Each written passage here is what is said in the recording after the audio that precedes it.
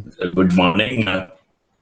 I believe you all are hearing me, and also the presentation that we started last week. That is the financial crisis.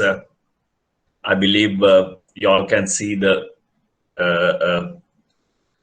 slides also in the screen.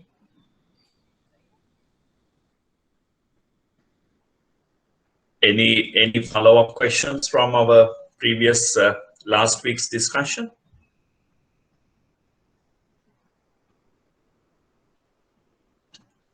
Right.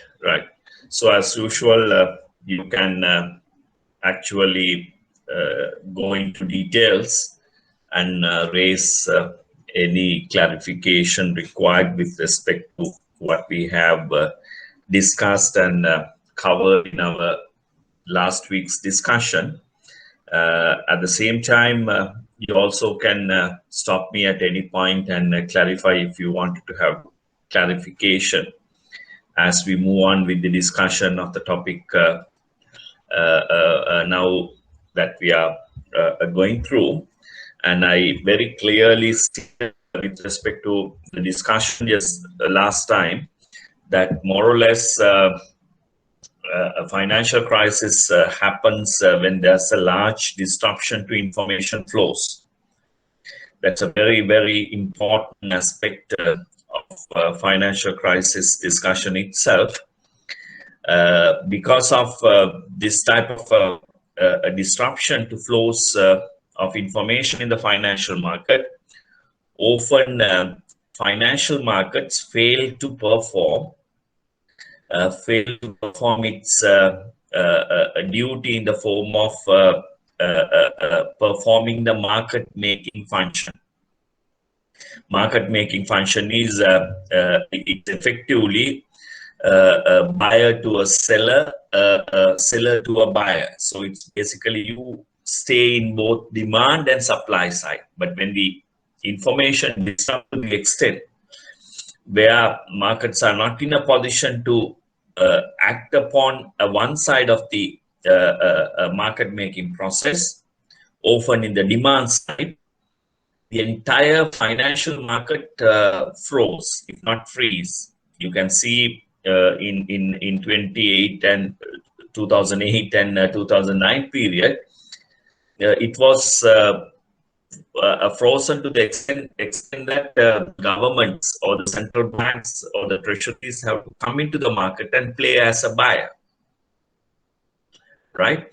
So the disruption effectively increased the so-called financial frictions, and then also breaks down the functioning of financial markets. So we discussed these and how these influence the asset side of the balance sheets by looking at stock markets, by looking at the movements in price levels, that's inflation, right? So the valuation driven in terms of domestic currency, and then of course assets write down and things like that. Then we looked at the factors that causes the financial crisis, and these are all balance sheets, in the banking and uncertainty driven to some extent, and then of course interest rate changes, that means increasing of risk premium during periods of financial stress. And then of course you also looked at the difficulties to fiscal side also already stretched out. You have a huge deficit. The deficit itself create imbalances. So this the kind of the direction, and then of course we looked at we basically came up to this point where we were looking at dynamics of financial crisis with relevance to advanced economies, OECD countries, and we more or less looked at the so-called initiation of financial crisis phase. So that's where we stopped in our last discussion. Any question up to that point before I move on with the detailed discussion from this point onwards. Anybody wants to raise any questions? Right. So you can gather your thoughts and you can, clarify anything that we were discussing, or you can, as usual, you can write down in the chat mode, so we can follow up that too. So that's been said. You see, when you see the initial phase of the financial crisis, and then you probably see the initial phase either followed simultaneously or with a small lag, right? So that's possible. It could be simultaneously, if not, it could be with a small lag due to the developments in the initial phase itself. So the problems then move into the more structured formal set up in any financial market, that is the financial intermediation. So the financial intermediation is mainly led by banks. So the stage two effectively come to the banking sector. So the banks would have severe repercussions of a financial crisis, because when the markets stop functioning, market stops price determination process through market clearance of demand and supply, and when they find that most of the market participants are in the supply side, so basically one side of the equation, so everybody wants to sell, but there's no buyers, so effectively that's create a significant erosion to valuations in the market. So the banks carry a lot of financial assets in its books, and also on top of that, this relates to stage three also, but to great extent banks also carry the collaterals. So they hold assets on behalf of their loan portfolio, because loan portfolios are backed by collateral. So these collaterals also have valuation in banks' books. So in the first place, banks loses in terms of the price determination in the market because of the breakdown of functioning of financial market. Then the banks loses in the form of information it requires to ascertain, screen, evaluate, review, to do its usual banking process. So there's greater disruption in that scenario. So you find the bank's balance sheets weakening because of these elements. The assets they held in its portfolio is losing value. And there are a lot of other factors that we discussed previously in terms of factors causing financial crisis. All influences the bank's balance sheets and bank's position. And also, banks always have their counterpart financial intermediary relationships, the banking exposure to rest of the banking sector and the other economic agents. But when you see a situation like this, where everything is now very difficult to quantify, very difficult to ascertain, so the banks increasingly start taking risk-averse positions. Okay, banks increasingly taking risk-averse positions, so they themselves create standards within the bank in terms of new loan evaluation, right? For that matter, even the risk premiums to be applied. That is to say, the increasing interest rates from another perspective, and try their best to facilitate collaterals from asset types which does not have much volatility, and try to kind of have assets which are highly liquid in the first place, right? So they are more in terms of trying to kind of get quality assets into their books. And as a result, naturally, the activities that banks engage also shrink during this period. because banks are increasingly become risk averse when the crisis period sets in. So the bank's behavior itself reduces the bank's balance sheet, and because already banks have exposed and the balance sheet's been now lost its value, the ability of the bank to come out of the crisis, right? Because of banks become smaller and smaller in the activities of the steps that they have taken through risk averse attitude, become much more challenging. So if you expand your economy with new economic activities, then the activities get expanded, and because of that reason you get opportunities to loan, and then the loans portfolios perform. But because of this crisis, not only the economies started shrinking, banks' balance sheets, banks' engagements also get shrink. So you are much more moving into a kind of a hole. And this is where we would come to discussing so-called counter-cyclical policies, where the Keynesian economics and things where they argue at times of business cycle dips, right, declines. So the government has to come and play a role in terms of energizing economic activities, right? So that means government has to spend during periods of economic shrinkage, if not declines.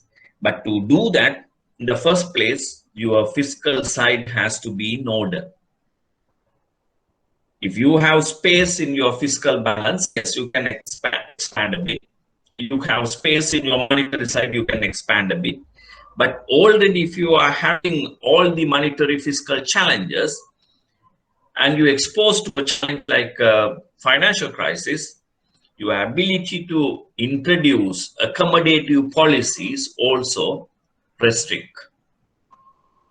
We'll get into that point in a little while, but broadly, the bank's positions become weak because of the financial crisis. Balance sheets weaken, assets quality weakens, all the other considerations of the banks highly risk averse, and as a result, the ability of the banks to contribute and banks to come out from challenges are increasingly shrinking at periods of financial crisis. And then you see the third stage, that is collateral demand. This is debt deflation. So you have debt already. So your borrowers now carrying your finances to expand their activities. Maybe they also are having difficulties because of the financial crisis.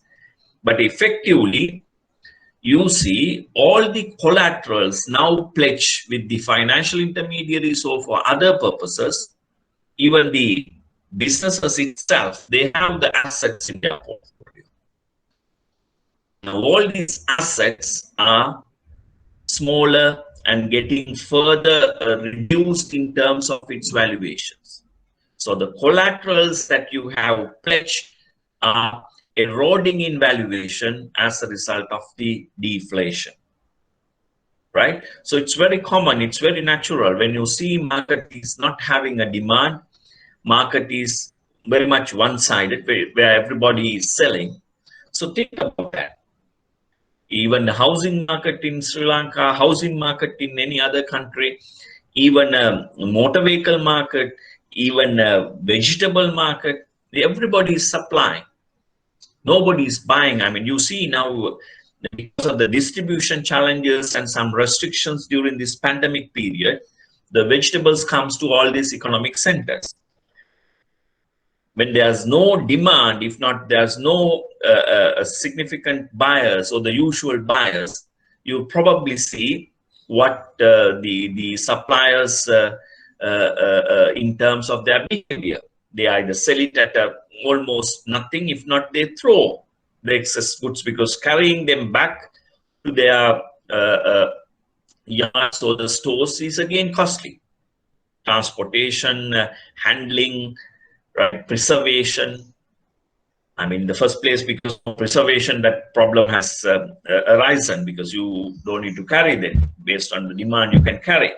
but this is how the markets develop in the first place. But what you're basically seeing is, because the supply side is not seeing the corresponding demand side in the market, the markets become very much one-sided. So one-sided markets often see valuation declines, and as a result, you find now in more or less in stage-wise, the deflation takes place in terms of assets. These are collateralized in the financial or the economy itself.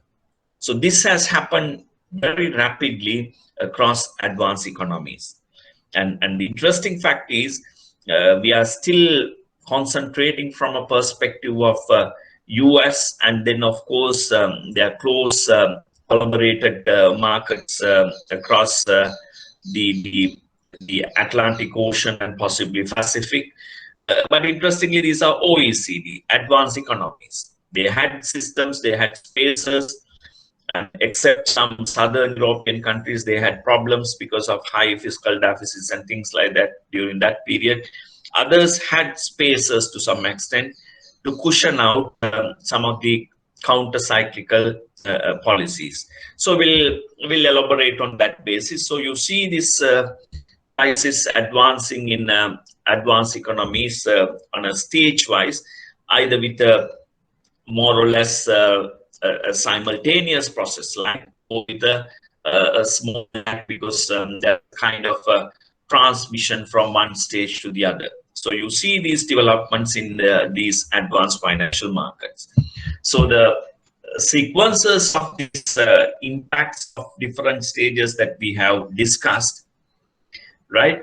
So you can see now stage one, as we discussed, where the financial institutions' balance sheets deteriorate, asset prices significantly decline and weaken, and as a result, uncertainty. Nobody knows what's exactly happening. Nobody wants to take a precise position in the financial markets. So what this leads to? Okay, so in the stage one itself, what it leads to is effectively adverse selection. So you are worried that you are selecting wrong, and possibly you are selecting wrong. That's before the transaction. And then the moral hazard problem worsens, right? So the parties who also wanted to come and get finances from the financial intermediation or in the market now increasingly avoid highlighting the real intentions of their financing arrangements. They hide, and they, from another perspective, they are not in a position to precisely evaluate. So they increasingly try to kind of pass on, instead of direct finance opportunities, they probably prefer indirect finance opportunities at times of crisis. And as a result, the financial intermediaries also tighten the lending contracts. As I said, increase interest rate, become very much risk averse in terms of screening, reviewing all kind of possibilities to see avoiding any risk taking. So in the stage one itself, you see, because of the balance sheets effect, asset price effect, uncertainty effect, you are heading towards further adverse selection, moral hazard, and tightening lending contracts. So that's happened. I mean, we see end of the day that you studied these concepts in your previous lecture. Adverse selection, moral hazard, lending contracts, all kinds of things you studied. While you studied, now you see application of this at times of financial stresses. So you come to the banking crisis stage, right, where the economic activity shrink, right? So economies are actually not growing during the periods of crisis. And it is financial, or for that matter, pandemic, like what you are going through now. So economies are reporting negative growth. When you see the economies are not growing, you effectively see your opportunities for business expansion, new projects generally shrink. Of course, there may be sectoral differences. Economic activities generally shrink, but some type of economic activities at times of pandemics health expands, right? So at times of crisis, essential services expand. So this is a common thing in any economy. But what you are basically seeing here is as the conditions worsen, activities shrink, and this correspondingly towards the banking sector. So the banking sector's size becomes smaller. Banking sector become increasingly taking risk positions, and that itself leads to again adverse selection and moral hazard problems, and worsen and moral hazard problems worsen, and lending contracts becomes tighter. So again, that you are moving into the same problem, and as a result of that, banks are further becoming selective in terms of their engagement. So the economic activities further declines. So it is a kind of a vicious cycle that you are placing yourself at times of these difficulties. So this is what actually happening and happened during these periods, and you see you are leading to a position where then the debt deflation at stage 3. Okay, so you see unanticipated price levels also declining. So the price levels which usually drive people's expectation that tomorrow's prices are higher than today's. So then you don't necessarily, when I say today's and tomorrow's, it does not mean exactly today and tomorrow. I mean, future prices are greater than current prices. So that's what I'm trying to say. So when you see future prices are greater than current prices, so there's a natural tendency that you plan your economic activities as and when required, because you don't want to see you exposed yourself to a situation where you have to actually spend a significantly higher amount than what you supposed to expend under current circumstances. But when you see the decline in price levels, effectively what it signals is future prices are lower than current prices. Future prices are lower than current prices indirectly makes you to think as a rational person that future prices are lower than current prices, means you can actually postpone some of your requirements if it is not necessarily urgent or essential, right? So to say that economic activities actually not get fastly happen, because you see, even if you produce thousands of units, but unfortunately, because everybody expects future prices of these units are going to go down, so you probably not able to get them transacted in the market. So you see inventories accumulate. Inventories businesses means, right, future productions shrink, right? Future demand for labor or the employment shrink. And these are the things that today's financial markets look at to early economic indicators like purchasing managers index, right? PMIs, these are the things. I mean, it's not necessarily the actual output, but what they are basically seeing is by using early indicators that requires to engage in economic activities to produce final output in the future, they see there's a decline in demand, right? So by looking at bookings for travel, airline bookings and things like that, you can forecast what's the probability of having a travel and tourism related demand in future period. So you can kind of, bringing these early indicators into the equation. So effectively what you are seeing here is these things drive a decline in prices. As a result, again, you find you are heading towards adverse selection, moral hazard, and lending contracts problems, right? So when you become to kind of at that stage, you yourself become increasingly risk averse. You become increasingly select your contracts and engagement in the market. As a result, the economies further reduce in its activities, and GDPs tend to go down. So all the effects that you see from stage 1 to stage 2 to stage 3 ultimately driving the economies to shrink. Economies to shrink, and as a result of that, economy's ability to come out from challenging times also get further expanded. So this is the challenge that the world faced during this crisis period, especially across advanced economies. Go back to World Economic Outlook published by the IMF, or you go back to any other global publication indicators and see what's the economic circumstances in terms of growth and other related indicators in 2008-9.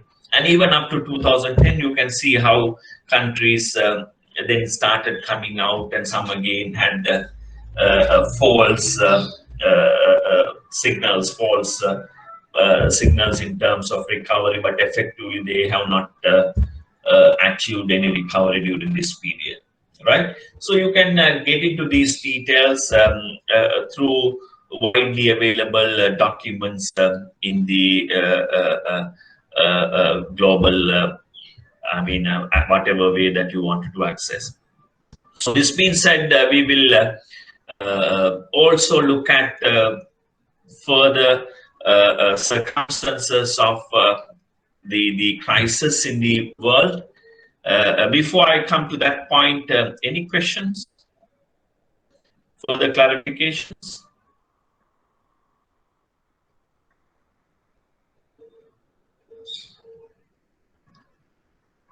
You can highlight if you wanted to have any clarification in the chat mode also.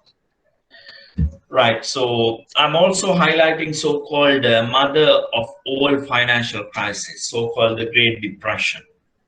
So the Great Depression was in 1929-31 period. That's the kind of the biggest depression world has seen prior to the financial crisis in 2008-2009 period. Okay, how the financial crisis happened during this Great Depression period, and how it led to kind of worst economic collapse in the US history. Right, so there are a lot of explanations why that has really troubled the US at that time compared to 8-9 period, where 8-9 period the crisis was much deeper, but the damage was to great extent managed, and there was no significant. Yes, there's a decline in economy, but the significant spillovers, negative spillovers or meltdowns were managed in recent financial crisis. So one is the lessons learned from a previous crisis, and also the discussion to the extent where the US has not done few things during the period of Great Depression, but then during the period of financial crisis, the US was effectively addressing some of those concerns. Not only US, across the world, all countries were effectively addressing coordinated policy responses led by US during recent crisis, where the kind of arrangements were led by Federal Reserve, that's the US Central Bank's chairman, Ben Bernanke.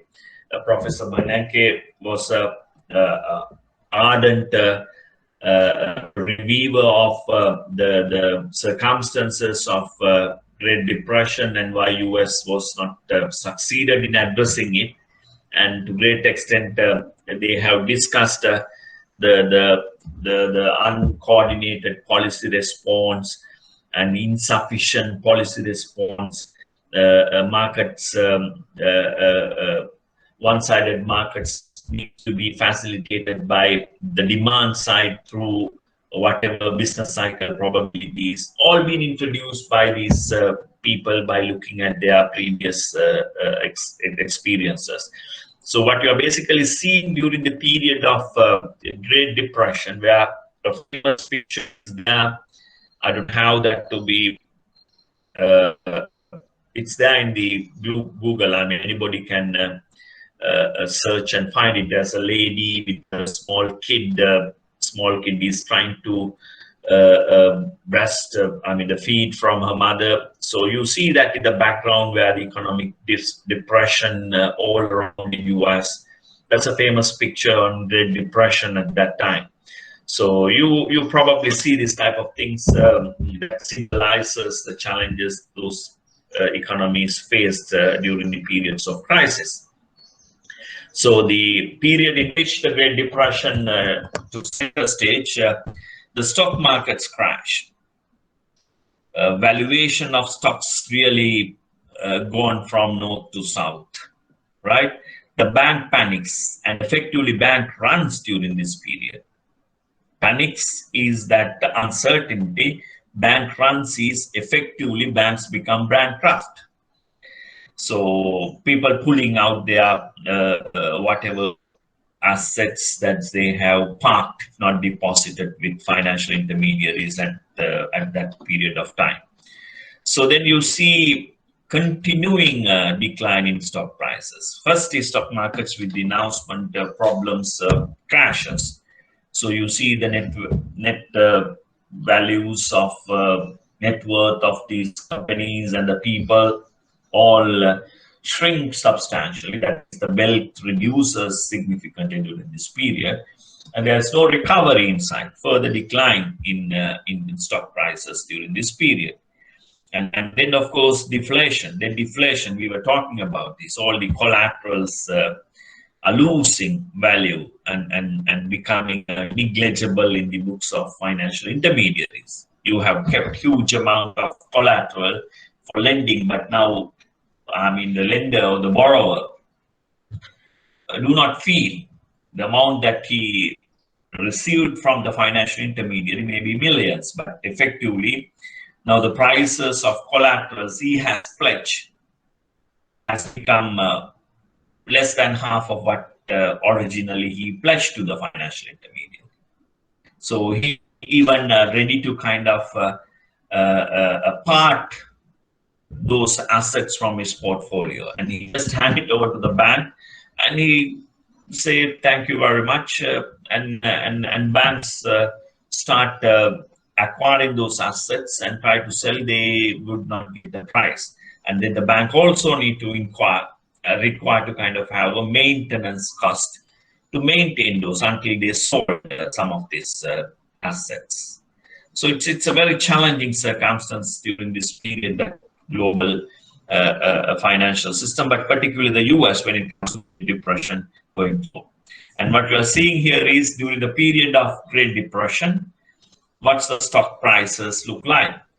So stock prices being reflected here through Dow Jones Industrial Average Index, right? That is the collection or pooling of best industrial stocks into a common index, and make that index value as 100. 100, 1929 equals 100. So you see this point. This is 100, and it's actually stock market is performing well prior to the collapse in 1929, and since then it has actually collapsed to a point like 15% of the value by mid 1932. So anybody who had 100, now it's worth only about 15. these are not small values, but huge values, even during the period 1929-30 standards. So you see the collapse of stock markets, right? Basically, lose values up to like 10% by 1932 from peak, and then subsequently some recovery, yes. Then again, this is the I mean the period prior to the Second World War. So you probably see again some disturbances, and markets have not recovered. Effectively, markets were sitting well below 40 from 100 in 1929. So the markets, stock markets price indices very clearly reflects the challenge and the crash in the markets during this period. Similarly, you will see other indicators, the credit spreads, right? What is this spread? You probably learned, and we have discussed in our previous discussions also. That is the difference between a certain credit-rated assets to so-called risk-free, default risk-free U.S. Treasury or the government assets. So higher the credit quality, you see interest rates are lower. So usually in any country, the government papers are considered as more or less default risk-free. So that gets the lowest cost of financing, not necessarily all the time, but generally it's the case. So you find US Treasury yields in one side compared with BAA rated assets. BAA rated assets could be still investment grade. You know that credit rating discussions we had discussed about different credit rating scales. So with that knowledge, you can apply what is BAA is. The BAA financial assets return, or the cost of financing minus US Treasury spread. Generally, BAAs were quoted around 2% over US Treasuries, 200 basis points. But during the financial crisis and at its peak, it almost hit close to 8%. So what it means is credit spreads have gone from 200 basis points to 800 basis points, 4 times. That itself shows risk averseness, and the measures of credit contracts, whatever, and all the adverse selection, moral hazard considerations being pulled into financial assets pricing.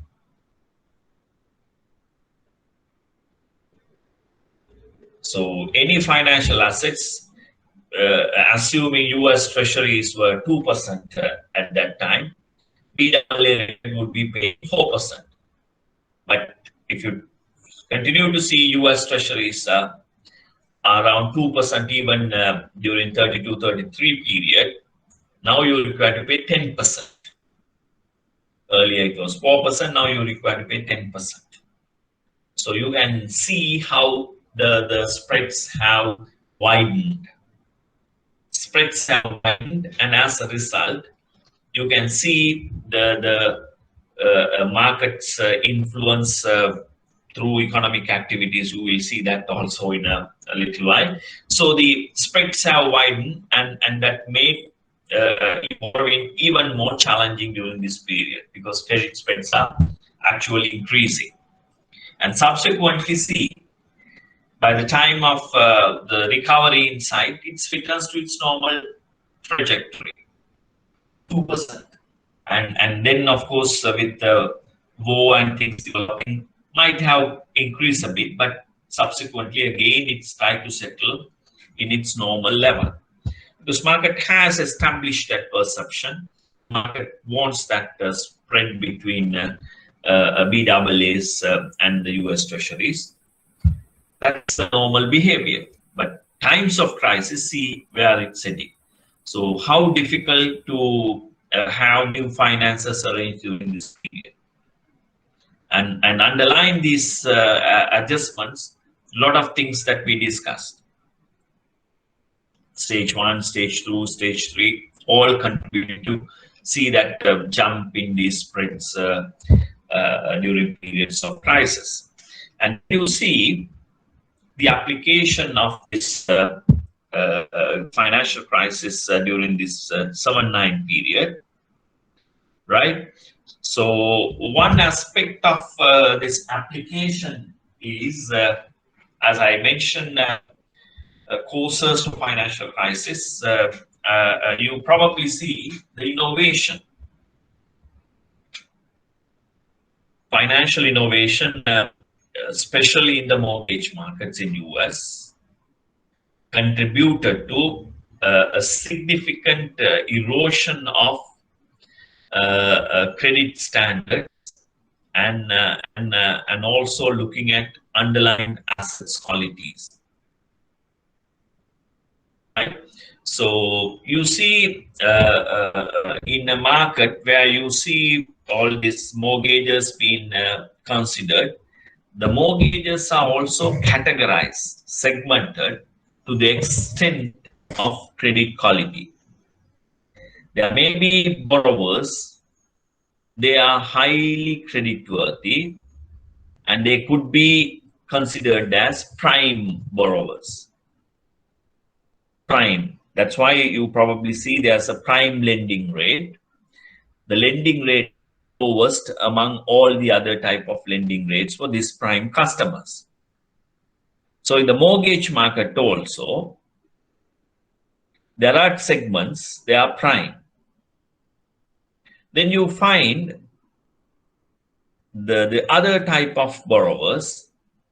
One is subprime, below prime. We talked about prime, now we talk about subprime. Subprime is below prime. Their credit quality is weaker than prime borrowers. Right? So then you see another type of borrowers. You probably see Alt A. Alt A is alternative, alternative A, alternative B. You name it. I mean, this is how the financial markets were pooling their credit based on qualities. So they pack the pool of subprimes, pool of Alts, pool of primes.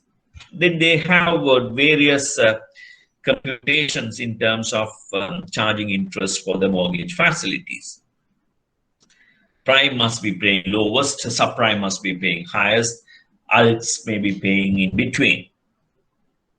So they know now the portfolio that they are carrying, mortgage portfolio that they are carrying, has this different clienteles, different segmented borrowers. They are paying different interest rates. Let's assume the primes are paying 4%, alts are paying 6%, subprimes are paying 8%, 4, 6, 8, for easy understanding for the time being. Okay, so then what they simply see is, from another perspective, lead up to the crisis, right? You will see the housing prices in US is actually one-dimensional. The housing prices in US is continuously increasing. If you buy today, you can sell tomorrow. That means in the future, you buy currently and in future, every time you sell, you find a profit. Prices are increasing. The demand for the US assets are coming from everywhere. Newly rich economies from East Asia, Middle East, increasing oil prices, right? Increasing demand by everybody to buy assets in US in the form of US treasuries as reserve assets in their portfolios, and expanding US economy that also increase for houses, because US has so-called dreams. US citizens have certain dreams. I mean, one of them is owning a house. right? So they don't buy outright like what you probably see here. Often they mortgage and pay the mortgage payments over a period of 20 years, 15 years, depends on type of contracts they sign with the financial intermediaries or the mortgage firms. So you find this subprime market and the demand for mortgage-backed assets, mortgage-backed securities in US. And there is no problem. Everybody knows tomorrow's prices are higher than today's simply because of the demand that I was highlighting. And US policy interest rate, US interest rates maintained during this period also, some argue, a contributory factor. They have kept it ultra easy. That means the interest rates were kept low by the US Central Bank, the Federal Reserve during this period. Right? Because of that reason, you find there's a demand for further expansion of US properties. So the mortgage firms or the financial intermediaries increasingly recognize introducing collateralized debt obligations, right? So they pool, let's say, a financial asset backed by all these different categories of mortgages into a one, let's say, one asset. You have 4, 6, 8% interest paying a clientele for already provided mortgages, prime, alt, and subprime, as I was explaining to you before. So you have this segment in the parcel. So you know primes are paying 4%, you know alts are paying 6%, you know subprimes are paying 8%. So average, you see your portfolio also distributed 40, 35, 40, 30, 30, let's assume like that. 40 is prime, is alt, 30 is subprime. So you can figure it out for a certain value, let's say 100 million, what's your receipt, what you are received now. Your receipt of interest income from all these three types, 100 into 4% into 30%, sorry, 40%. I said 40 is prime. 100 plus 100 into 6% times 30%, plus 100 into, again, 8% times 30%. So you can see the portfolio's return. So you pack this into, and effectively you will see that you are getting a return close to something like 6.5 to the entire portfolio. You calculate and see. I'm just plucking that 6.5 from the air to give you an example. So 6.5% return for 100 million US dollar portfolio. So you know now, I have a portfolio backed by these assets, and the return is how much? 6.5%. So you create a new security by getting all these mortgage contracts into that vehicle. You call it SPV, special purpose vehicle. Special purpose vehicle is backed by all these mortgages that you have entered. So you value it 100% now and sell that as a security in the market. And the market also very much comfortable to say that tomorrow's prices are increasing. So even if they buy today, and if anything happens to the payments and things like that, the mortgages become theirs. So they can go back to the market and sell them because prices are increasing. So the 100 billion they invest now, right, is actually effectively worth more than 100 million in the future. So the collateralized debt obligation created by the mortgage company, CDOs created by the mortgage company, is backed by this type of assets of different credit qualities, and then they pool that into a single vehicle, special purpose vehicle, and create the asset and sell that asset to another participant in the market. Often financial intermediaries buy them and buy at a, let's assume, a cost of 4.75, 5%. So the 100 million that received by the mortgage company, because by selling pooled mortgage backed security 100 million, they go with that money and then buy lands and build houses, build properties, and they are again selling to another segment of market participants. Demand is there, prices are increasing, so it's a very lucrative, profitable business lead up to the financial crisis.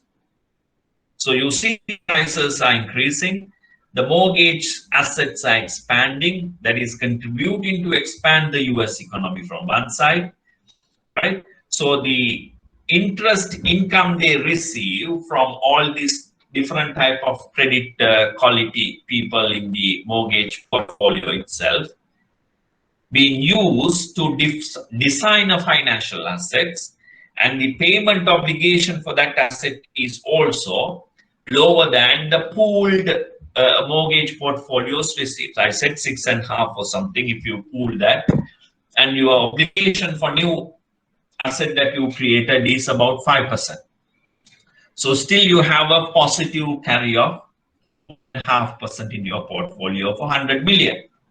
And now with the new 100 million, you take back to the market and create another mortgage property. That property being also sold to another type of clientele. And again, within that clientele, you have prime, subprime, you have alts, all there. So you create another mortgage-backed security. And another financial assets being developed and collateralized by the mortgages of those properties sold to another party. So this does not stop at this point, because financial intermediaries, whoever buy these collateralized debt obligations, they pledge them to their other financial inflows, assets that they are looking at. So it is spreading like everywhere, right? So what you are basically seeing here is everywhere from one point of the original asset, there's a link to the next level of assets being created. That level of assets being pledged to another financial intermediary. That financial intermediary pledged that assets to another financial intermediary, or for that matter, even to the central bank to get finances, short-term finances or long-term finances, or pledge that as a collateral for another financial arrangements that they are doing inside US, outside US, all around the world. So the financial innovation itself happened during this period within US. Collateralized financial obligations created has spread it out else, I mean everywhere, like until the point nobody felt the pain of this when the financial market started to collapse. We'll come to that point, but firstly, you see the creation of these mortgage assets, right? So you see CDOs being created, being widely circulated across markets, and similarly, price bubbles forms now. Price of housing markets were continuously increasing, right? So effectively, this increase was supported by substantive high volume financial inflows to the US. As I was mentioning, newly rich countries, the commodity booms across the world, oil prices, the cotton, whatever other type of commodities the world is using, all increasing in prices, and the countries who export them become rich, and those people buying assets in US.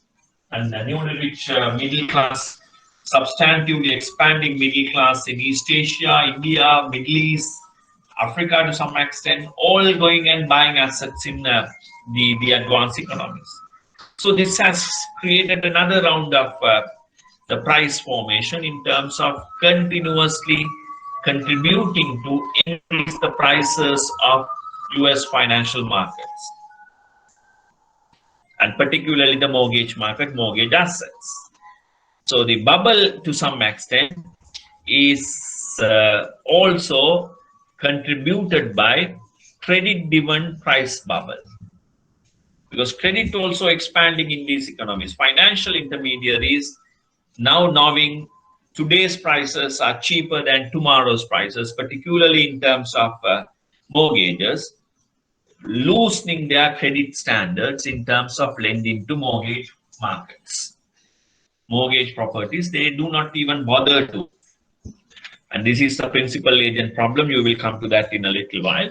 But that also creates a lot of expansion in the asset valuations and EC asset considerations, because there were circumstances, it's very clear, illegally occupying people in US, particularly borders to Mexico and that part of Latin America, and also other miscreants. They also got hold of financial assets and also mortgage houses. Even the people who are working in petrol sheds and pumpers, they had mortgage assets in US, because there's no permanent employment, whatever, but the agents or the trade reps, they wanted to expand their business portfolio by giving these mortgage houses to anybody who wants to and who can actually pay a required mortgage fees to engage, because they know if they return the assets after a point where they can't continue to service, still they can sell this property to a price higher than what they originally sold. So that motivated people, okay, forget all these standards, you just go and lend. So this culture was prevailing to an extent, and that also reason to some extent for the subprime mortgage crisis in US during this period. So you see the expansion, the bubbles forms in terms of finances flowing into US, and credits were extended in terms of asset purchases. Right, so the development of this market also to some extent contributed during this period due to the demand and also the profitability of housing market behavior to some extent. So everybody looked at this as a lucrative business avenue, and they also engage in expanding new mortgage properties in US to great extent. So then the problem now arises with the agency problems that we discussed. So there's this model, as I was mentioning, the model itself says originate to distribute. Okay, so basically what it says is bank does not hold the loans that it originates, but distribute them to other financial institutions after they have been repackaged and converted. Okay, repackaged and converted. So effectively what you are seeing here is the agencies, right? Agencies and financial intermediaries, whatever the loans that they have originated for mortgage are continuously converted into CDOs, and again CDOs being pooled and repackaged in different forms and sold to the other financial institutions, and other financial institutions also do not necessarily hold them. They also sell them to the other financial intermediaries. Likewise, it's spread across the entire financial system and the US as well as more or less rest of the world. Other firms also contributed to the extent where US housing prices were continuously on an increase. So these things basically sets the thinking of so-called principal agent problem.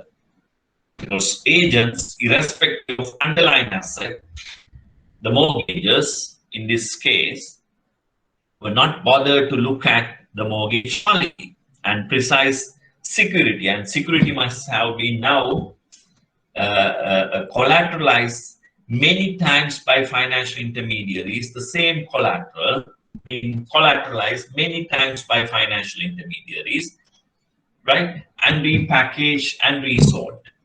The investors, if not the principals, were not necessarily having the know-how to get into those arrangements. This financial innovation is so much with all this financial engineering, with all mathematical models, computerized models being brought into the equation and taken out the probability of human behavior and possibilities of economics with expectations driving, because expectation is one-sided during this period to increase the prices, everything works fine, right?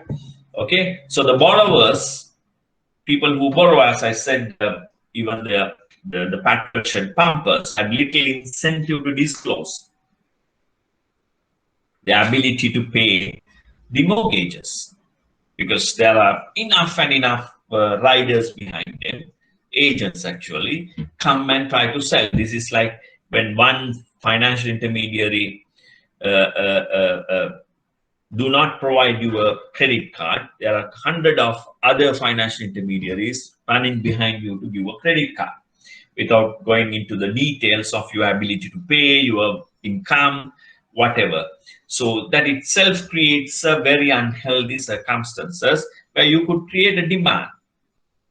And after a point, when it comes to settlement, after a certain lakh, right, then only the problems create. So in US case, that did not really materialize in the mortgage market because prices are increasing. So if you can't pay, you give the key and say thank you and you move out. So somebody else will come, they will do a whitewashing, cleaning and little modification and sell the property to a very high, much more higher price than what it was. And then the agents still get a kind of a commission for new transactions, new clientele that he brought into the company. So this is the kind of a model was working during this period in US. Okay, and then of course, from another perspective, commercial and investment banks, including rating agencies.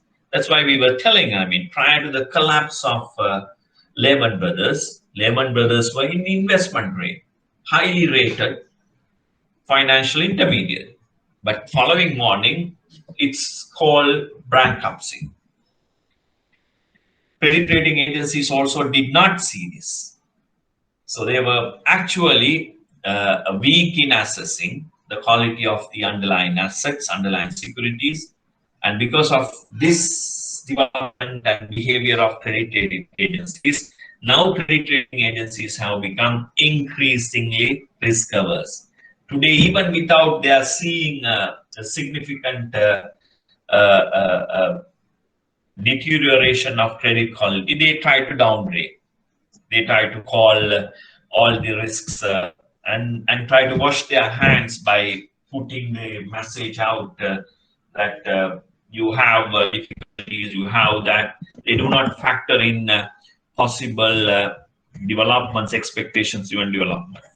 So you see with the all this what I was explaining to you, this application of financial crisis, the information problem, again the information, what is underlying quality of assets, what is underlying quality of borrowers, what is the collateral itself, how many times these collaterals been pledged across, right? So all were the problems. These are the information problems. Nobody getting really kind of, underneath the assets they've been pledged. So this leads to so-called one-sided formation of asset prices to great extent up to the point where it started bursting. The price bubbles now start bursting as US policy authorities also by 2005-6 started tightening. US monetary policy interest rates also started tightening during this period. And as a result, you find that the prices, those were one-sided in US, particularly the asset prices of housing market, started reversing. The bubble is bursting. Credits that were extended to these housing mortgage market assets are now feeling the pain that the prices are not one-dimensional. Prices which were one-dimensional to increase is now reversing the increasing trend. So anything handed over back to you because of the payment difficulties by borrowers, no longer being able to sell at a price higher than what it was. Right? So the problems of bubble burst is such that you see the bubbles being created by the circumstances not in line with the underlying economic fundamentals or the economic realities, but mainly through, let's say, credit creation or possible weakening of credit standards would definitely create circumstances where the prices which increase would return to levels where it's naturally sets. So this naturally sets price is still not possible because the information is not clear cut, even in markets like US. So you see this problem, and this problem has created the people to hand over the properties that they've been mortgaged and they were not in a position to honor, and because of this the development, you see towards 2007 2008, like there is again another segment of people in US. You can see that even today to some extent, but today it's very limited. There are people who are basically started moving out from those houses. They were losing jobs. They were not in a position to settle their obligations, and started kind of living in roadsides. So people living in caravans, roadsides, also another phenomenon as a result of this collapse. And this crisis that you have seen in US not stopped in US, because these collateralized financial obligations were in the books of financial intermediaries all around the world, and also the people who went and purchased these assets in US, mortgage houses and all that, are also coming from all around the world. So these assets being pledged to some of the financial intermediaries in those economies too. Right? So you see the a sign of globalization of financial market that itself now spreads the crisis to the rest of the world. The spread, the TED spread, they call it. What is that TED spread? Is 3-month interest rate on euro dollar, that is all dollar assets sold outside US, euro dollars, minus 3 months US Treasury bill rate. That is the spread that we are talking here. US dollar denominated assets trading outside US euro dollar assets minus 3 months Treasury bill interest rate. That's the TED spread, right? Increase from 40 basis points to 240. 6 times. 2% to 8% during Great Depression. Now you are seeing TED spread from 40 basis points to 240. 240 divided by 4 is 6. So it's 6 times. So you can see the widening of spread immediately upon crisis across the globe, because euro dollars are not actually trading in US, it is trading outside US. US dollar denominated assets trading outside US is euro dollar. You know, euro dollar bonds, we talked about those stuff, right? So you see this problem now.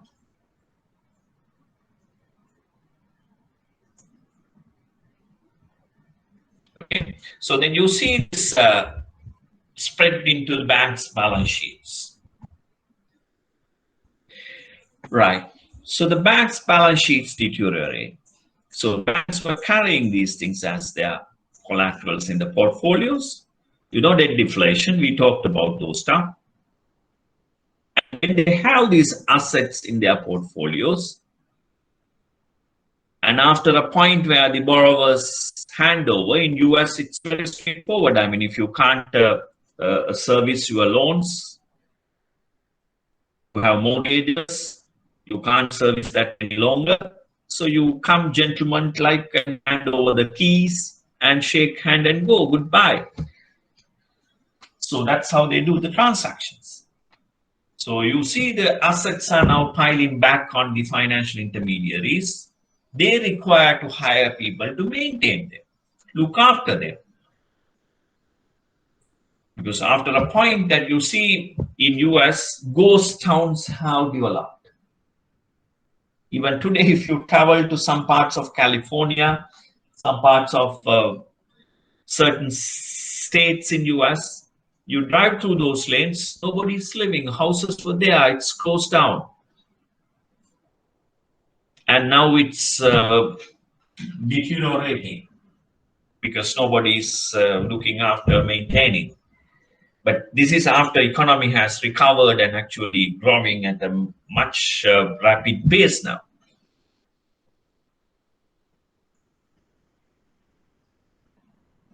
So you can see those, and these assets being pledged to the bank's balance sheets. Banks could not maintain them because it's itself an additional cost. So after a point, they had to write down. They don't want to carry non-performing assets, right, in their portfolio. So they wanted to write down. They take out those assets at a loss and thereby minimizing the future maintenance and other related costs. And sell the assets, fire sell. They don't want to wait what the prices to be actually. And the prices at which they receive any buyers, they try to hand it over, even at a loss, to make sure the loss being minimized. Right? Then they started restricting credit. They don't lend to the parties who come for mortgages like what they were doing prior to the financial crisis.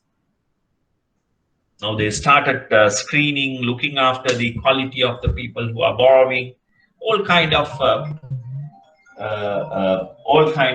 probabilities that they have looked at here. Right? So you see the balance sheets are weakening here. The balance sheets are really going down in terms of the circumstances. And as a result, high-profile firms, so-called Lehman Brothers, Merrill Lynch, AIG, Reserve Primary, Washington Mutual, Basters, Fannie Mae, and Freddie Mac, all collapsing. The Fannie Mae and Freddie Mac are specialized mortgage firms in US. Some of these names are not in existence. Some have actually linked up with other agencies now, but what you are basically seeing is they are all collapsing in terms of their financial circumstances. So then you see, during this period, the bailout packages being debated. This is to say some facilitation, accommodation from government. I was talking about counter-cyclical business policies, counter-cyclical policies to be introduced. The US House of Representatives, that's a parliament, was debating at that time 700 billion bailout package. Within 3 days, they passed it. September, October 3rd, they passed it. But the recovery was not there until the latter part of 2009. So you see, the second bailout in the form of economic stimulus was again close to about 800 billion US dollars was passed.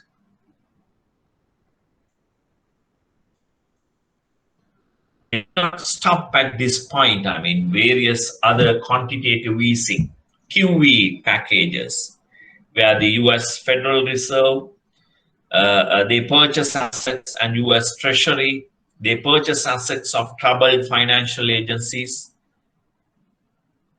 Because of their purchase, the market got a kind of a demand to kind of a define a price, because previously there was no price in the market because all was selling, nobody was buying. So the US government agencies started creating a demand during this period using, apart from these bailout and economic stimulus plans, they themselves started buying assets into government's book. But subsequently, by 2011-12, they were able to sell some of those assets they purchased at the peak of the crisis at a profit. That's the recovery in US economy subsequently. But effectively what you are seeing is at the point of crisis, at the time of the crisis, that demand has to be created by the policy authorities, the government.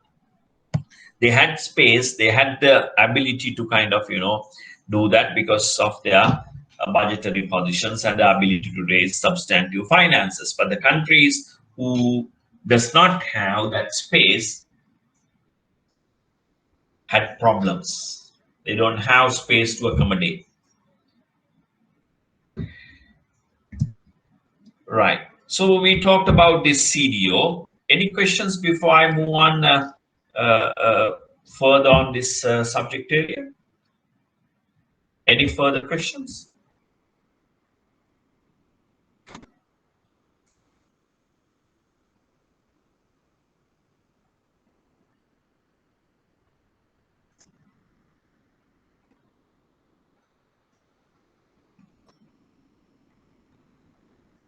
You can actually watch some of this in movies too. They have a very popular movies with respect to financial crisis and the circumstances, the greed, the Wall Street, whatever that you can see. Some are actually fantasized, so it's a different story. But I'm telling you, there are wonderful stories and movies being developed to the extent of highlighting in US during this period. Right. So you see this development, but interestingly, so-called what's this CDOs are. So I explained already what these CDOs and how these collateralized debt obligations evolve in corporate setup. And then, of course, they have created the SPVs, special purpose vehicle. They collect these and buys these assets and pool them into a one repacked or packaged assets, and then these being sold. So there are various ways of looking at this.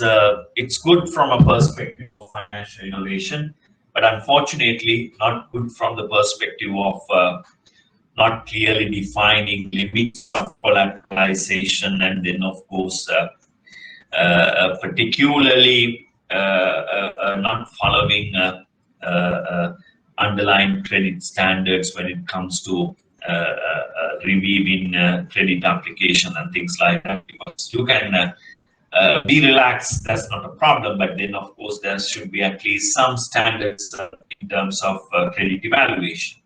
So that also weakened during this period. That's why even the people who does not have a permanent employment, who does not have a standing in terms of a permanent income, were able to acquire assets which are not necessarily credit quality at that time in US.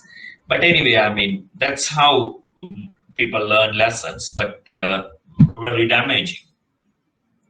So these highest rated tranches, I was recommending those are the prime tranches, lower tranches are the sub prime, Alte.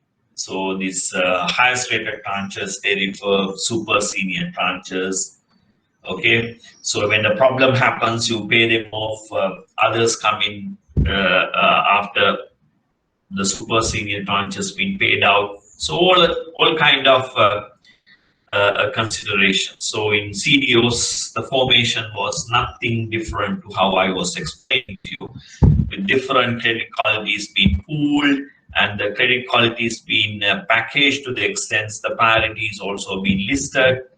When the problems happen, who get priority in terms of settling the obligations, so all type of information. So these been widely discussed, widely collaborated during this period, and also pointed out as one of the weaknesses in terms of financial innovations going overboard. Anyway, so you see the details now. See the housing prices. Again, presented as an index.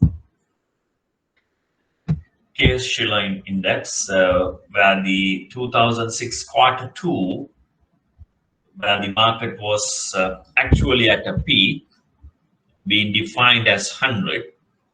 And since then, you see the market is heading south. Here you can see market is coming down, coming crashing here.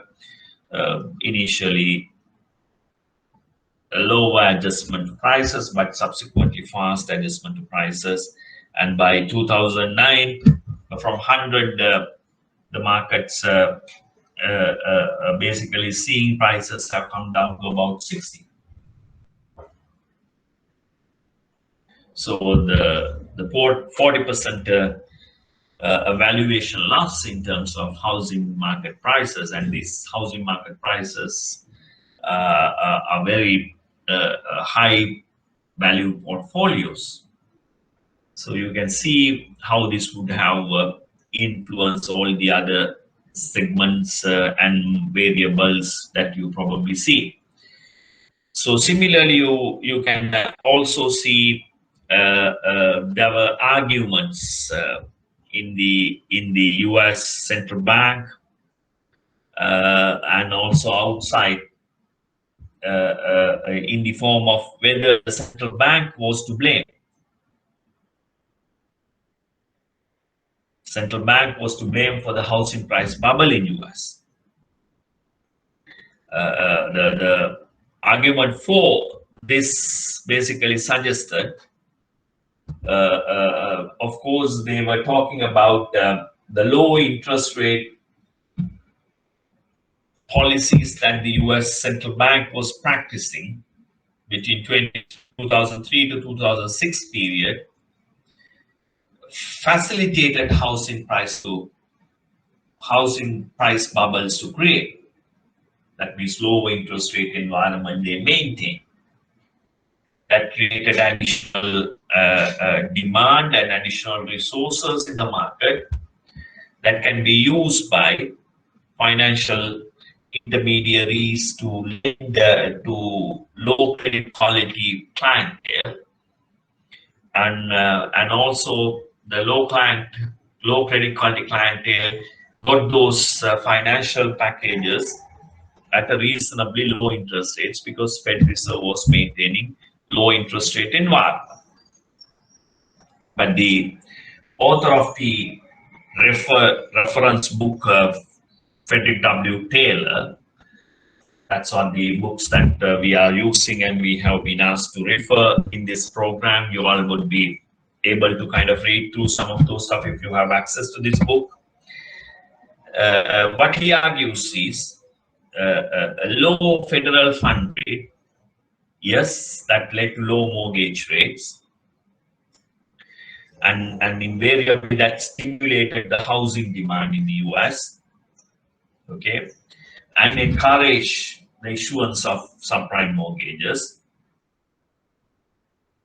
okay, both of which, right? So effectively, US low interest fund rates have contributed to stimulating the housing demand and also encourage the issuance of subprime mortgages. And as a result of this, both, I mean, the rate aspect and issuance of subprime mortgages, both led to increasing housing prices and creation of a unwarranted one-dimensional price bubble. So in a way, he sees that the prevalence of Fed easy monetary policies have contributed to have low interest cost finances to the market. The market was make using of that to basically finance low credit quality mortgages too. So that's the second part is not necessarily Fed Reserve driven, but the market greed or market practice driven. So he argues that both these reasons have led to prices, housing prices, or the bubbles to be created in the US in the first place, right? But unfortunately, the others, they were arguing not necessarily the Fed for this particular pricing housing pricing bubble.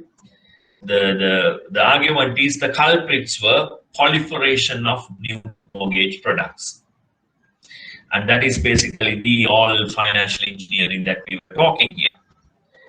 Okay, so that lowered the mortgage payments from another perspective. Effectively, it's lowered the mortgage payments because you find when you have this proliferation, you spread out the risk of your portfolio. That's a good sign of financial innovation. You can spread out this risk and you can reduce the risk. But the thing is, excessively doing that creates another risk in the portfolio for another financial intermediary. There is no guarantee that you've been exposed to that without your undertaking. What you are basically seeing is those proliferation of mortgage products has to some extent lowered the mortgage payment, but at the same time, relaxation of lending standards. That basically the principal agent problem that we were talking here. The agents were more or less happy to see the number of sales expanding, number of mortgage units expanding. So they have their incentives linked with those. And also when the prices were one-dimensional, it's naturally sets the markets to look at irrespective of lending standards, credit standards. No, you see if somebody is not happy with the financial product, you can hand it over the mortgage house or whatever, and still you can sell it at a profit. So these relaxation of standards and also inflows coming from everywhere to the US is to blame in terms of the bubble formation in the US case. The debate over this still, I mean, at certain forums continue, but to great extent now the flames of this arguments being settled. The creation of bubble was not necessarily Fed policy driven, but Yes, it's indirectly contributed, but what you are basically seeing is the greed and the principal problems, and also to some extent uh, uh, uh, the relaxation of required standards in terms of credit evaluation, all contributed to the problems of creation of asset price bubbles in US in today's literature. So it's still, I mean, something that you can read if you have leisure time through whatever global resources available. So then you see the stock prices and financial crisis periods behavior. You can see again so-called Dow Jones Industrial Average. Here we have taken October 2007 as the peak, 100, and then the prices almost collapses to 40s, less than 50s by 2009 from its peak in October 2007. There were some points where some false recoveries, and since this period 2009 there was some recovery, but again some hiccups in 2010 actually again post, but now the US stock markets have recovered well beyond the levels that you have experienced here. That itself shows how those economies effectively returning to normalcy from difficulties that they exposed in 2009 period from the crisis. So you also see the credit spreads. We were talking about these credit spreads. The BAA rated versus US Treasury spread. You can see here prior to the crisis, the credit spreads were 1/3 of basically less than 2%. But these credit spreads have reached almost 6% by October 2008. But then you see it's again recovering because these are to some extent policy and stimulus driven. There was supply of substantive finances, bailouts, and stimulus, and then of course facilitation of finances through US central bank. These were the lessons that they have learned from previous cycles of crisis, and they had to introduce significant and decisive policies, at times with significant support to the economy. So that contributed to that. The spreads to its levels, but still it's higher than what it was. But now these have been settled, and today the spreads are very low. I mean, close to about 1%, and at times it's less than 1% when it comes to BAA versus US Treasuries. So you see this behavior with policy induced response by policymakers in US. Right. So we talked about advanced economies. I'm now trying to take you through some of the dynamics experienced in the emerging market economies.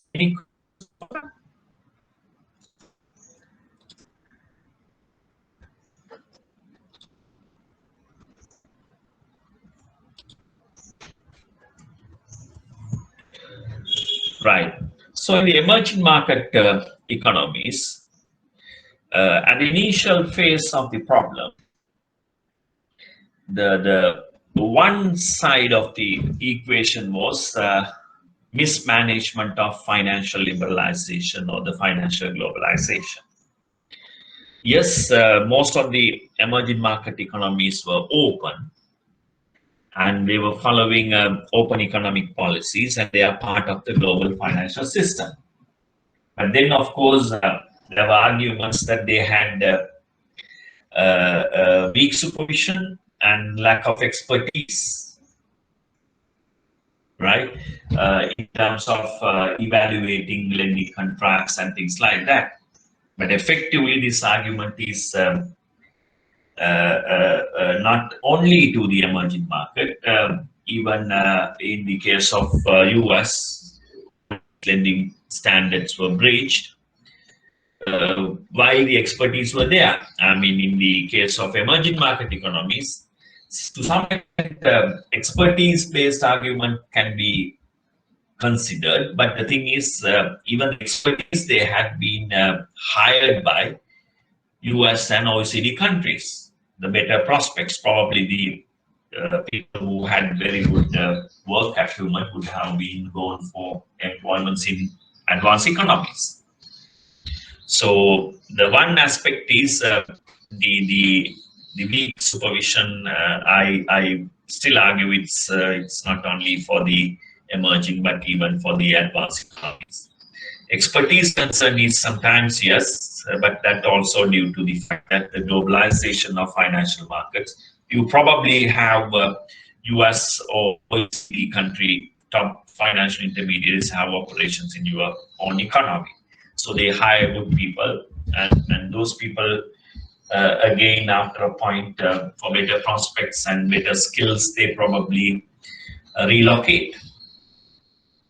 And then, of course, exposure in terms of domestic financial intermediaries borrowing from foreign financial intermediaries. So you see, you are exposed to foreign financial inflows at times where the foreign financial inflows dry down. If not, foreign financial intermediaries request you to settle, particularly during the period of crisis. You have difficulties of sourcing those finances. And then, of course, you probably have in emerging market economies either a fixed or managed kind of exchange rate. The exchange rate then cushion out volatilities arising from the underlying developments in the global financial markets and also the risks perceptions by investors. So the fixed exchange rate give a kind of a sense of lower risk, but really the risk is greater. So you find price of the foreign currency, or the exchange rate is the price of the currency. So that being fixed, like, you do not get a sense what happens to the price because of underlying changes in the fundamentals. So this is also a kind of a consideration in the early stages of a crisis in emerging market countries. And banks play a major role. That means indirect finance in emerging market, where the securities market were not. It's not necessarily not developed, but still securities markets, although it's developed, probably economic agents still comfortable with financial intermediary-based finances in these economies. In advanced economies also, you probably see Japan, Germany, the indirect finance is the main driver. And even in US, it's the main driver. But compared to those numbers, here, the reliance is little more to indirect finance. But these economies also expanding in their securities market development. But some mismatch, one could argue, based on products, based on the liquidity, and based on how quickly market could correct any imbalances. Of course, emerging market economies had weaknesses. So there's a possibility in that aspect too. So you see fiscal aspects of these emerging market economies. That's of course a problem, because most of the time in most of the emerging market economies, prior to the crisis itself, the fiscal positions were not necessarily right. They had higher deficits, higher financing through borrowing from the markets, and at times the governments force the financial intermediaries to buy their government papers. So that itself is a challenge in those economies when these financial intermediaries required to buy, and as a result, the ability to lend for private sector or other economic activities get crowded out. You know what is crowding out and all kind of things. So you see mismatches in terms of fiscal side is prevalent. Then, of course, when the government debt that's been purchased loses value, that means prices decrease, interest rate increase, bank lose their collateral value. That means ultimately the net value, net worth decreases. Then also you see some additional factors. You rely on foreign finances, foreign borrowings. When the interest rates, you probably seen the spreads were increasing in advanced economies. That naturally sets your interest rates also to increase. And then the asset prices, all the mortgages, other assets that you held, because markets were often one-sided during crisis, the asset prices decreases. And on top of that, political instability in some of these emerging market countries, where not only the governments change, but also the policies that's prevalent also change. In OECD, of course, change of governments, they also experience. There are a number of governments change during the period of crisis. You look at US, not necessarily US, you look at UK, number of prime ministers were changing hands frequently. Europe, yes, there were a lot of challenges in Southern Europe, Italy, Greece, others, Spain. You look at those economies and you will come across the circumstances, there's a change, but for some reasons, the policies or the practices in markets have not changed. Those were more or less in place, continuity was there. But when it comes to emerging market economies, with the change in political system, you probably see practices or the policies applied also changed. Then you see the latter, I mean, the stage two, like you come across in these economies, currency crisis. Bank balance sheets deteriorate, where governments cannot raise interest rates from one perspective because they've been forced to maintain low interest rates because they have to borrow a lot from the market. So if you increase the interest rates, government's interest servicing cost would increase. So the bank balance sheets got influenced by these because they also have a currency mismatches. They have borrowed foreign assets. They have to service them.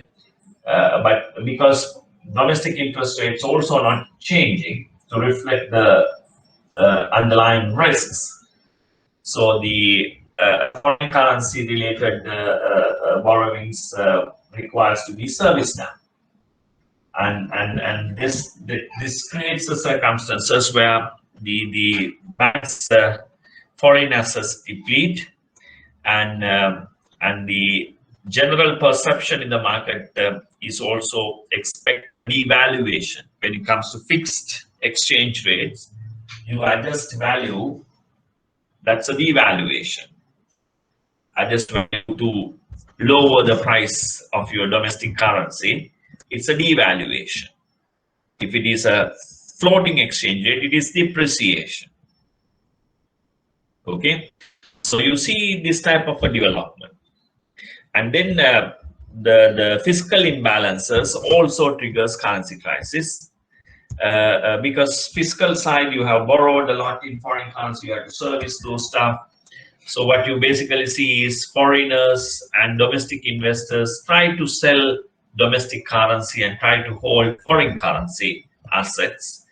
And foreign currency assets are, from one side, they see not only yielding returns, but also the probability because of devaluation or depreciation have a greater gains when it converted to the a domestic currency after a point. So there's a tendency that the demand for foreign currency increases. As a result, the currency gets further depreciated. You create a demand for the foreign currency that itself create further depreciation pressures. So these were the kind of factors driving emerging market economies during this period.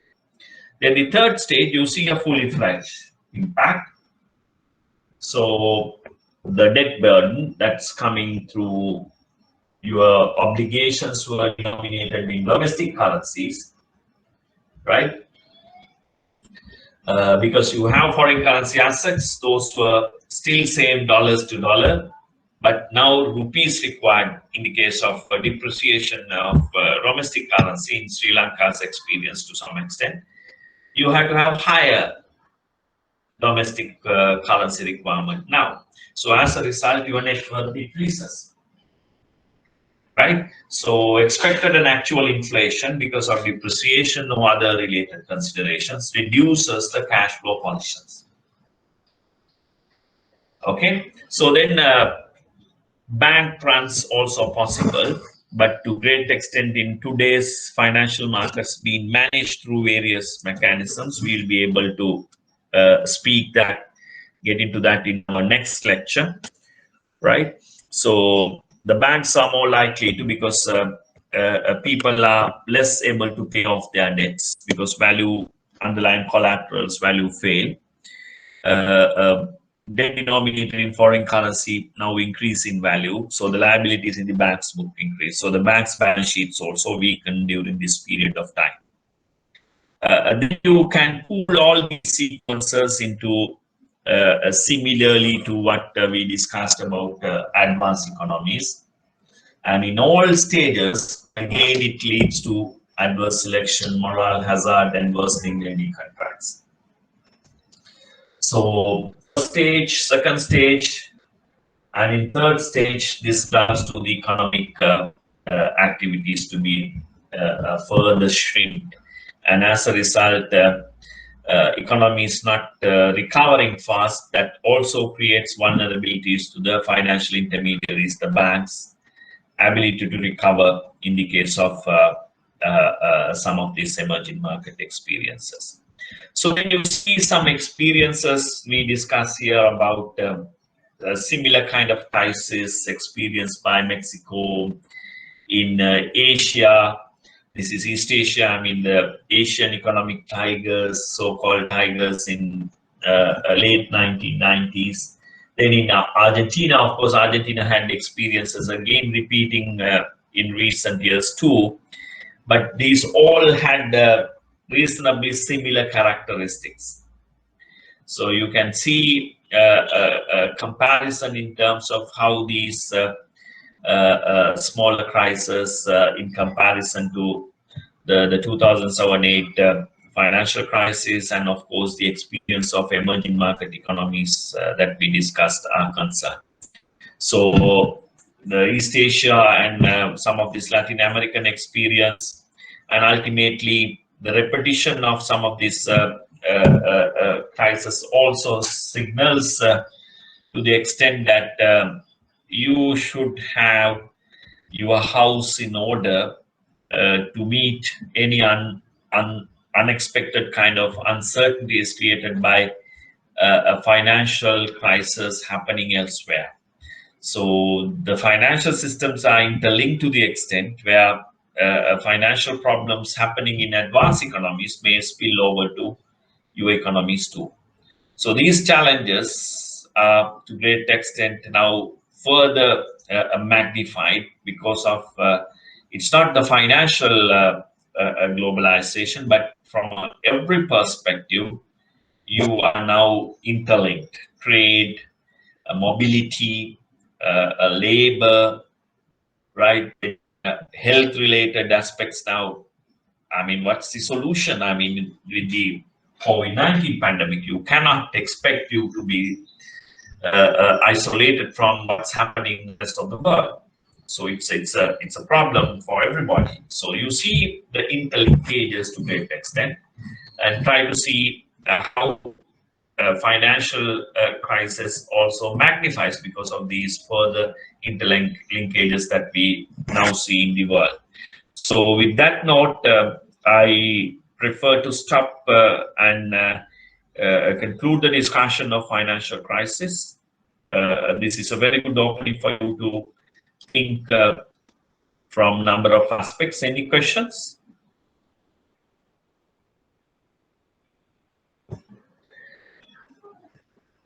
You can read through some of the materials highlighted, and also you can also see some of the case studies, if not movies related to financial crisis. If you have extra time, you can download and watch. That also would give you some insights. But try to see the applications. That's very important, and that's where you see the lessons learned being applied. So that would help you to understand the underlying considerations when it comes to interlinkages and how the financial crisis spreads into. And similarly, you can look at the experiences of emerging market economies too. So to say some of the lessons, how that's been used and how that's been facilitated. So if you don't have any further question, I'll stop at this point. We will have our next class and we'll be able to discuss some of the aspects, how the world has evolved and taken lessons from this for form of economic analysis of financial regulations. So that's a very interesting part. And I would like to stop at this point if you don't have any questions or any clarifications. Right. With that, thank you very much. Stay safe, and we'll see next week.